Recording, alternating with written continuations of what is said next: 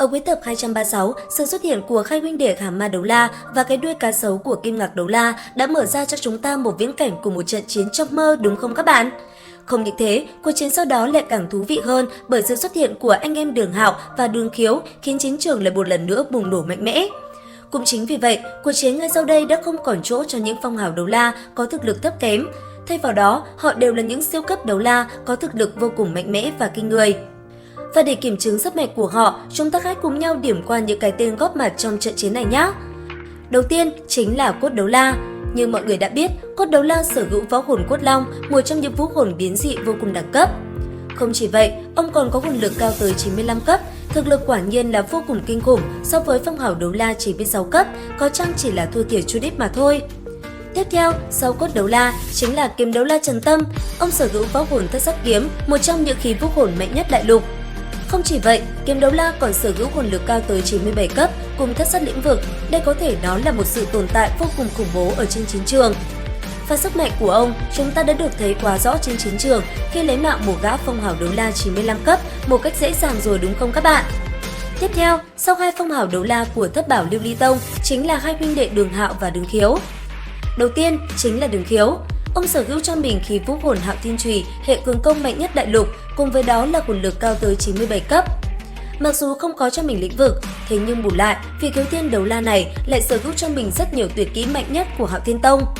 Chính vì thế, sự xuất hiện của ông chính là một sự bổ sung cực kỳ chất lượng cho đại quân Thiên Đấu Đế Quốc tại thành Gia Lăng Quan. Và tiếp theo, sau Đường Khiếu chính là Đường Hạo, việc Hạo Thiên Đấu La từng khiến hồn sư giới một thời khiếp sợ. Lần này, đến chiến trường, hồn lực của ông đã đột phá lên tới 97 cấp. Cần đặc biệt hơn, thương thế trên người ông khi trước giờ đây cũng đã hoàn toàn bình phục.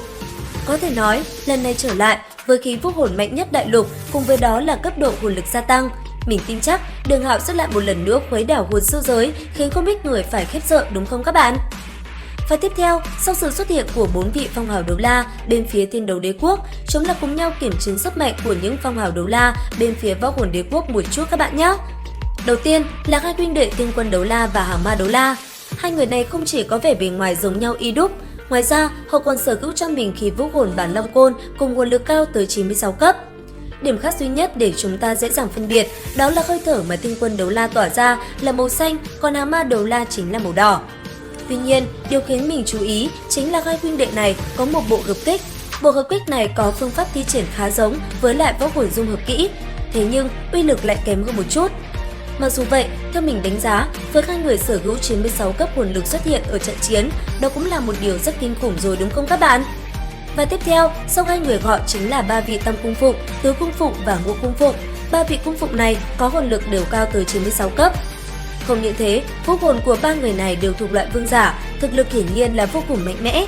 Theo như những gì mình thấy được ở trong trailer tập 237, trong số ba vị cung phụng này, một người có võ hồn chính là Khổng Tước, một người có võ hồn là Sư Tử và cuối cùng là một người có võ hồn thuộc hệ băng. Có thể nói, mặc dù thông tin về họ không có nhiều lắm, thế nhưng với hồn lực cao chót vót cùng võ hồn vô cùng mạnh mẽ, đây có thể nói là sự xuất hiện vô cùng kinh người bên phía vũ hồn đế quốc, đúng không các bạn? Và cuối cùng, xuất hiện muộn nhất trong số 6 vị cung phụng tại đại chiến lần này, đó chính là Kim Ngạc Đấu La. Ông sở hữu cho mình võ hồn Hoàng Kim Ngạc Vương, một trong những thú vũ hồn hệ phòng ngự mạnh nhất đại lục. Không chỉ vậy, Kim Ngạc Đấu La còn có hồn lực cao tới 98 cấp cùng hồn hoàn thứ 9 là hồn hoàn 10 vạn năm. Đây quả thực là một sự tồn tại cực kỳ kinh khủng.